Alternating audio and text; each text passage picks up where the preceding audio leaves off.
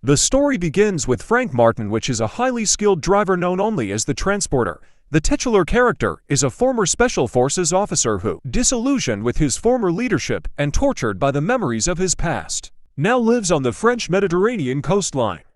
With a lucrative backup career, he will transport anything, no questions asked, from point A to point B, always on time, and he is known as the best in the business. He strictly follows 3 rules when transporting. Rule number 1, no new deals. When it's a deal, it's a deal. Rule number 2, no names. And rule number 3, don't open the package. Frank has been hired to transport 3 men, 250 kilos.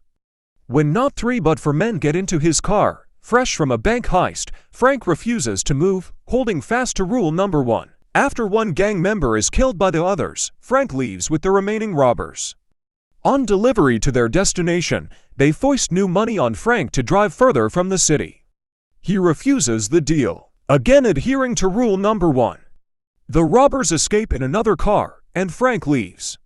Frank returns to his mansion in the south of France, and he finds out via the news that the gang was caught after crashing their getaway car in a pursuit. Later, local police inspector Tarconi, who happens to be a close acquaintance, arrives to question Frank about the robbery. Since his make and model of car was the same used in the robbery, however, despite his suspicions about Frank's involvement, Tarconi has no concrete proof about the heist due to Frank cleaning up the car and changing the license plate and leaves his villa. Frank is then hired to deliver a package to an American gangster known only as Wall Street. During the way, he notices that something is moving in the package, but he refuses to open the bag due to rule number 3. While changing a flat tire on the road in France, he breaks one of his rules and opens the package that was placed into the trunk at point A. He finds the package is really a woman, and he makes a small hole and gives her a bottle of juice to drink. He delivers the package as promised to point B. After he delivered the package, they asked him if he opens the package. He lies and say no. Wall Street suggests Frank to transport a briefcase and the position in his way back. He breaks his role again and reluctantly accepts the job. He takes the briefcase and leaves. On the way, he stops at a gas station to eat and rest for a little while. But the briefcase turns out to be a bomb that destroys Frank's car in the parking lot but leaves him unharmed. Frank snaps and returns to Wall Street's residence with a vengeance, dispatching several of his henchmen, and then stealing a car to get away, only to find the package tied to a chair in the back seat. Later on, he returns to his house and unties the package, who tells him that her name is Lai. Frank gives her food and place to rest to the night, and asked her to leave at the morning. That night when Frank goes to bed, Lai secretly searches Frank's house and know that Frank is a former Air Force and he is a good guy. The next day, Tarconi arrives again and makes the usual inquiries, producing a scorched license plate and the suspicion that a housemaid drives a Mercedes.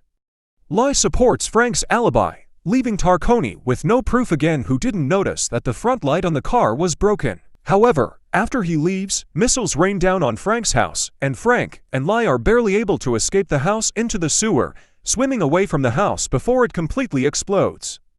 They hide in an apartment in the city, but Tarconi finds them and takes them to the police station for questioning about the destruction of Frank's house. At the police station, Frank and Lai are able to deflect Tarconi's questions, and Lai manages to sneak onto Tarconi's computer to access information on Wall Street. She tells Frank that Wall Street is trafficking to shipping containers full of Chinese people, including her own father and family, and is planning to sell them into slavery.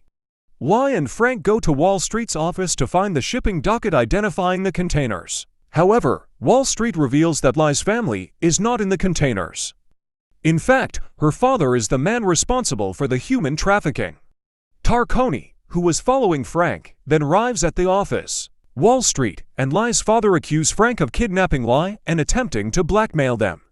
Unable to prove otherwise, Tarconi has Frank arrested and locked up in the station. At the station, Frank does his best to explain the situation to Tarconi. Tarconi agrees to abet Frank's escape as his fox hostage.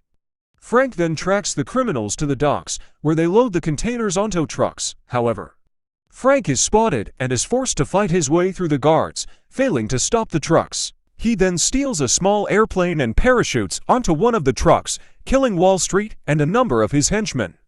After getting out of the truck, Frank is then ambushed by Lai's father. However, Frank is saved when Lai shoots her own father. Afterwards, Tarconi arrives with the police and they rescue the people trapped inside the containers, and Frank and Lai help to load them in the ambulances as the film ends. Thanks for watching. Don't forget to subscribe to my channel. And you can watch part 2 and part 3 if you like the movie.